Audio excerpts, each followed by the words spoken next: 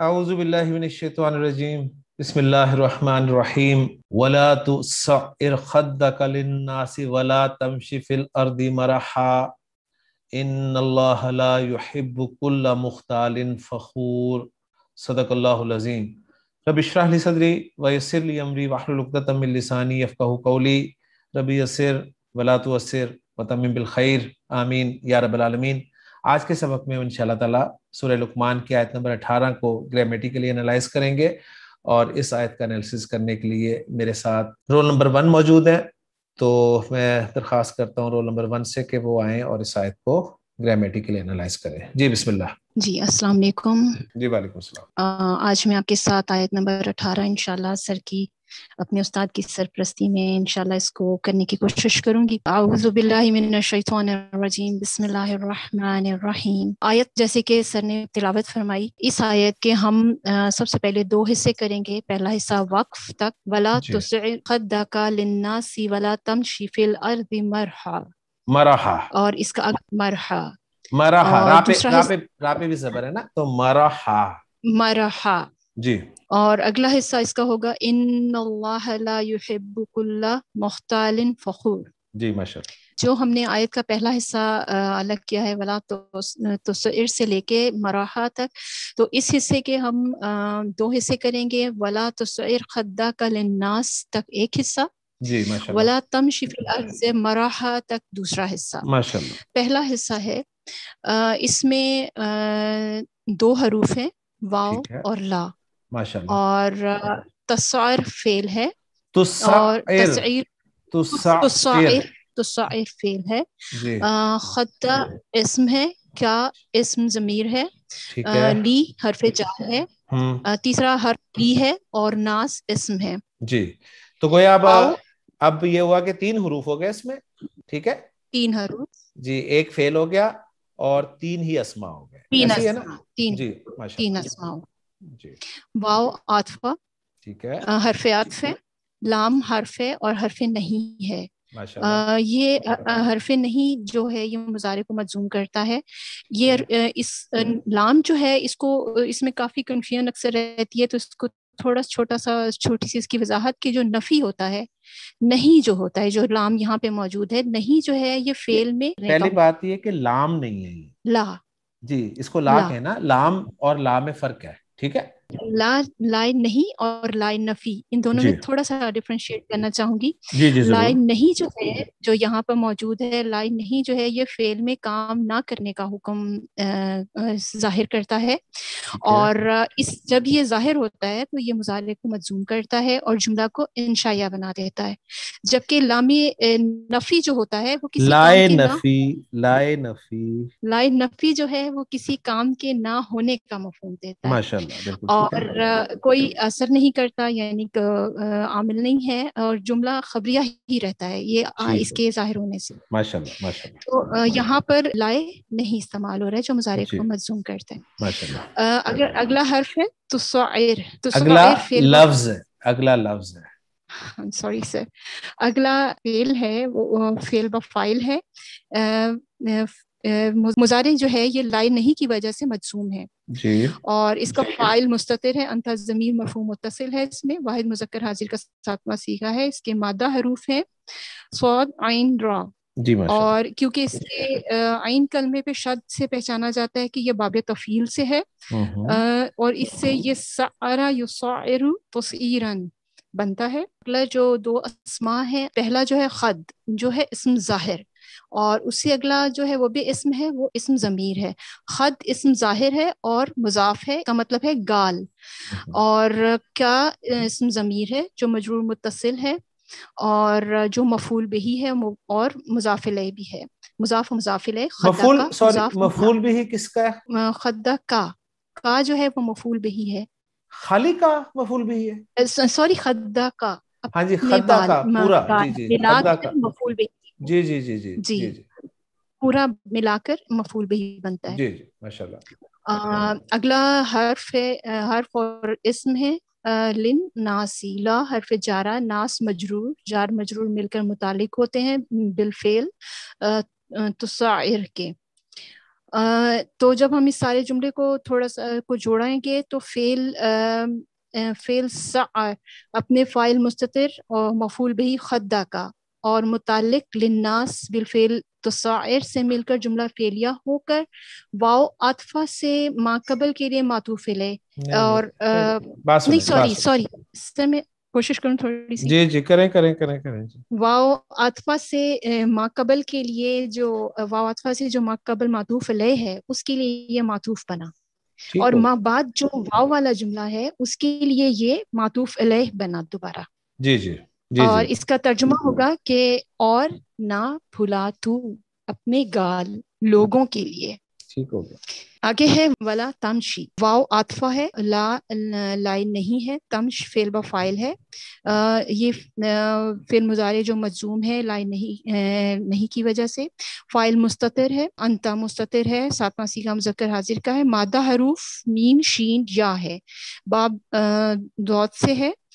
مشا یا یمشیو غیر صحیح فعل ہے, اور غیر صحیح فعل میں معطل ہے. معطل کے قاعدے کے مطابق حرف علت لام کلمے میں موجود ہے تو ناقص کہلاتا ہے. یہاں ناقص یا میں موجود ہے تو ناقص یائی ہے. قاعدے کے مطابق مضموم یا سے پہلے زیر ہو تو یا ساکن ہوگی تو یمشی یو سے یمشی بن جائے گا, اور مجزوم ہونے کی وجہ یہ سے یا جو ہے یہ ختم ہو جائے گی, کیونکہ مضارع جب امر میں جائے گا تو جانے پہ یا اخف ہو جائے گی, اور تمشی سے یا حذف ہو کے شین کے نیچے کسرہ آ جائے گا, تمشی بنے گا. اور یہاں پر اگلا ہمارا حرف اور اسم ہے فی الارضی. فی جار اور ارض مجرور, جار و مجرور متعلق ہوں گے فعل تمشی کے. اگلا ہمارا لفظ ہے مرحن, کیونکہ اس کے دو مجھے سمجھ میں آتے ہیں کہ یا تو یہ صفت بنتا ہے یا یہ حال بنتا ہے. صفت حال اس لیے کہ کیونکہ اس سے پہلے معرفہ آ رہا ہے. اگر ہم اس کو صفت دیتے ہیں تو یہ بن رہا ہے مفعول مطلق بن رہا ہے. اس کو اگر ہم سارے جملے کو جوڑیں گے تو فعل تمشی فاعل مستتر انتا اور مفعول مطلق جو صفت بھی ہے سے مل کر جملہ فعلیہ ہو کر معطوف بنا.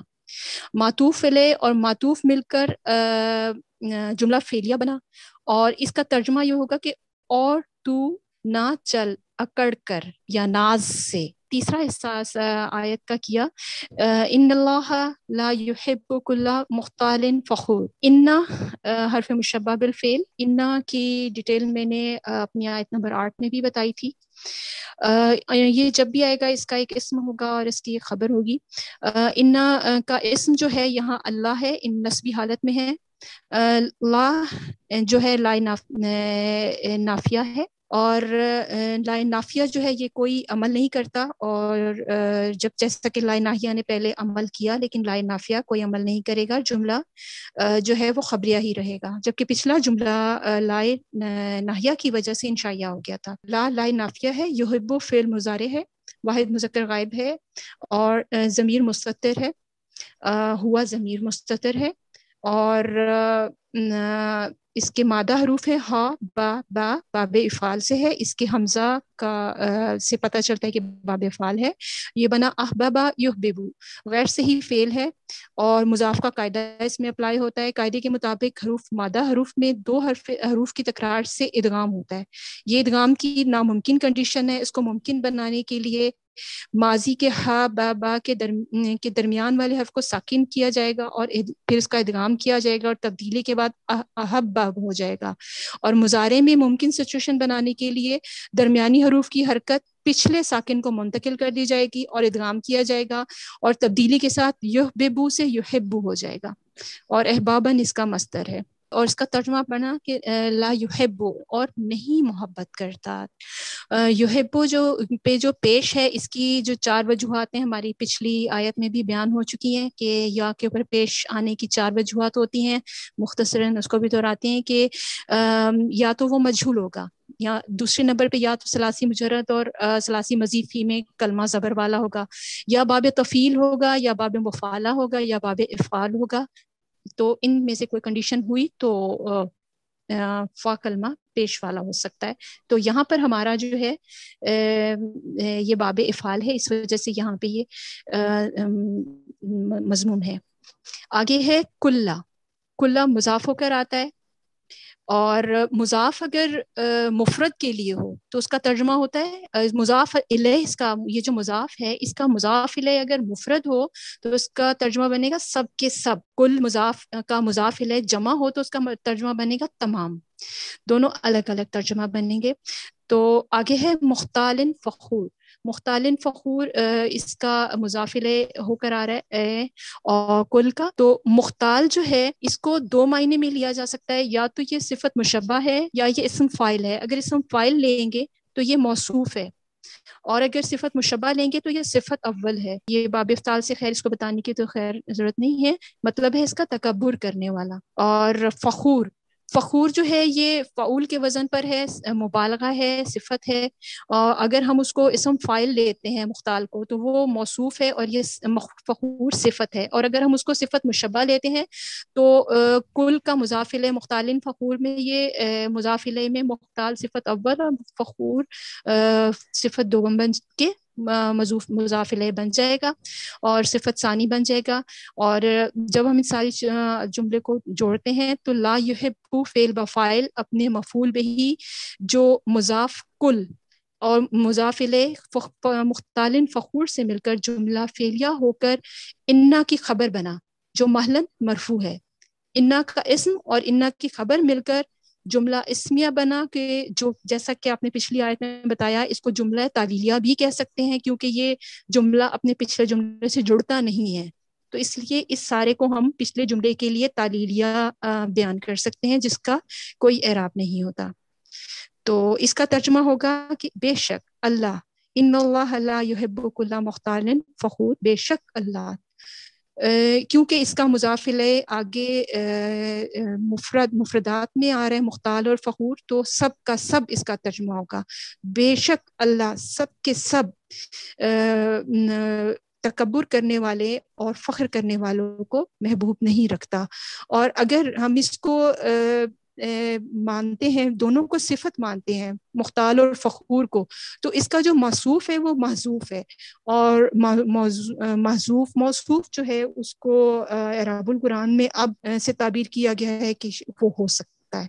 تو اس طرح یہ اس کا انالیسس مکمل ہوتا ہے. اب آپ اس کا اگر کوئی غلطی ہے تو بتا دیجئے، ورنہ اس کا آپ محاورہ ترجمہ بتا دیجئے، نہیں تو آپ کہیں تو میں بتا دیتی ہوں. جی آپ ہی بتا دیں.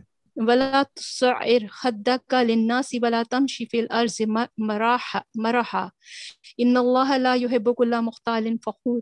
اور نہ پھولا اپنا رخسار لوگوں کے لیے اور مت چل زمین میں اکڑ کر، بے شک اللہ نہیں پسند کرتا ہر تکبر کرنے والے، فخر کرنے والے. صدق اللہ العلی العظیم.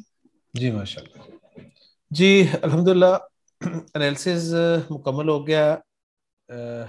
میں ایک مرتبہ اپنے انداز میں اسی آیت کا انالیسز جو ہے وہ آپ کے سامنے رکھ دیتا ہوں تاکہ جن لوگوں کو اگر کوئی کنفیوژن ہوگی تو انشاءاللہ تعالی کلیئر ہو جائے گی. جی واو کو ہم استنافیہ قرار دیں گے کیونکہ ہم آج ایک نئی آیت کر رہے ہیں، تو واو استنافیہ ہو گئی جس کے بعد جملہ جو ہے وہ مستانفہ قرار دیا جائے گا. لا ناہیہ ہے اور پتہ ہمیں ایسے چلا ہے کہ اس کے بعد جو فعل ہمیں نظر آ رہا ہے وہ اخف یا مجزوم استعمال ہوا ہے. تو سائر فعل مجزوم ہے اور بادے پر اور با پہ بات ہو چکی ہے، تو لا تسائر یہ جملہ فعلیہ یہاں تک بن جاتا ہے جس کا فاعل جو ہے انتا ضمیر مرفوع متصل ہے. مفعول بہ یہ فعل ڈیمانڈ کرتا ہے تو مفعول بہ آ رہا ہے خدہ کا جو کہ مضاف الیہ کا مجموعہ ہے، اور پھر للناسی آگے آ رہا ہے جو کہ جار مجرور کا مجموعہ ہے، اور یہ متعلق ہو جائے گا لا تسائر فعل کے. لا تسائر فعل اپنے فاعل، اپنے مفعول بہ اور اپنے متعلق سے مل کر جملہ فعلیہ ہو کر یہ معطوف علیہ بن جائے گا، اس لیے کہ آگے ہمیں واو عاطفہ نظر آ رہا ہے. واو عاطفہ کے بعد پھر لا ہے اور لا کے بعد تمشی فعل مضارع مجزوم نظر آ رہا ہے، لہٰذا یہ لا ناہیہ ہوا. اور مادے پر بات ہو چکی ہے، تمشی فعل کے باب پہ بات ہو چکی ہے، اور جب مجزوم ہوتا ہے فعل ناقص یعنی وہ فعل جس کے لام کلمہ کی جگہ پر حرف علت واو یا یا آ جائے تو وہ حرف علت واو یا یا ڈراپ ہو جاتا ہے، لہٰذا یہاں سے یا ڈراپ ہوئی ہے تو لا تمشی فعل با فاعل ہے جس میں انت ضمیر مرفوع متصل اس کا فاعل ہے، فی الارضی جو ہے یہ جار مجرور کا مجموعہ ہے اور یہ لا تمشی فعل کے متعلق ہو جائے گا۔ مرحا اس پہ بھی بات کی گئی ہے کہ یا تو یہ حال ہے یا پھر یہ مفعول مطلق کے طور پر استعمال ہوا ہے۔ فعل اپنے فاعل اور اپنے متعلق سے مل کر جملہ فعلیہ ہو کر یہ معطوف ہو گیا۔ یہاں تک ہمارا پہلا حصہ اس آیت کا مکمل ہو گیا، معطوف علیہ اپنے معطوف سے مل کر جملہ معطوفہ ہو گیا، ترجمہ بھی آ چکا ہے آپ کے سامنے۔ اس کے بعد جو اگلا حصہ ہے ان اللہ لا یحب کل مختال فخور، اس کا انالیسس اگر سامنے رکھوں تو آسان الفاظ میں یہ ہوگا کہ انا حرف از حروف مشبہ بالفعل ہے، اور جب بھی یہ آتا ہے اس کا ایک اسم ہوتا ہے، خبر ہوتی ہے، اسم اس کا منصوب ہوتا ہے، خبر اس کی مرفوع ہوتی ہے، اور اس کی خبر کی جگہ پر جملہ بھی آ سکتا ہے اور شبہ جملہ بھی آ سکتا ہے، یعنی انا کی خبر جو ہے وہ تین صورتوں میں آ سکتی ہے، یا وہ مفرد ہوتی ہے، یا وہ جملہ ہوتی ہے، یا پھر شبہ جملہ ہوتی ہے۔ تو یہاں پر انا کی خبر جو ہے وہ جملے کی صورت میں آئی ہے، اور جملہ ہے لا یحب کل مختال فخور، اور وہ جملہ جو ہے جملہ اسمیہ بھی ہو سکتا ہے، جملہ فعلیہ بھی ہو سکتا ہے، تو یہاں پر جملہ فعلیہ کی صورت میں آئی ہے، اور اگر جملہ فعلیہ آئے خبر تو اس جملہ فعلیہ کا فعل ماضی بھی ہو سکتا ہے، مضارع بھی ہو سکتا ہے، تو یہاں پر فعل مضارع استعمال ہوا ہے، چاہے فعل ماضی استعمال ہو چاہے فعل مضارع استعمال ہو، وہ مثبت جملہ بھی ہو سکتا ہے اور منفی بھی ہو سکتا ہے، تو یہاں پر منفی جملہ استعمال ہوا ہے۔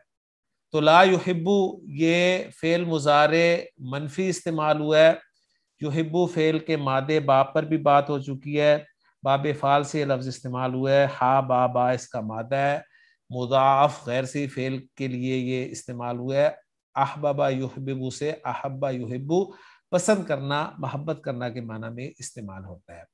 تو لا یحبو فعل با فاعل ہے، ہوا ضمیر مرفوع متصل اس کا فاعل ہے، اور وہی ہوا ضمیر جو ہے وہ اس میں جلالہ کی طرف لوٹ رہی ہے اور وہی آیت کا کام دے رہی ہے، اس لیے کہ آپ جملے کو خبر کی جگہ پر استعمال کر رہے ہیں۔